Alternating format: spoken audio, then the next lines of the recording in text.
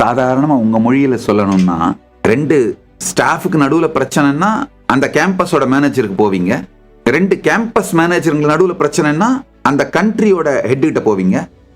2 கண்ட்ரியோட ஹெட்டுக்கு பிரச்சனைன்னா top CEO கிட்ட தான் போகணும். மொத்த கம்பெனியோட சிஇஓ கிட்ட தான்.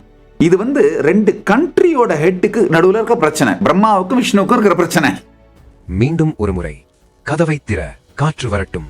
பகவான் ஸ்ரீ நித்யானந்த பரமசிவம் அருளும் சிறப்பு நீரலை சத்சங்கம். இந்த முதன்மை படைப்பிலே வெளிப்பட்டவர்கள், அவங்களுக்கு நடுவுல பிரச்சனைன்னா முதன்மை படைப்பின் மூலவனே வந்துதான், முதன்மை படைப்பினை செய்தவனே வந்துதான் அதை தீர்க்க முடியும். இப்போ பிரம்மா உருவாக்கிய 2ஆம் படைப்பான இந்திரனுக்கும் இல்ல வேற இன்னொரு அசுரனுக்கும் பிரச்சனைனா பிரம்மா தீர்த்து வச்சிட முடியும்.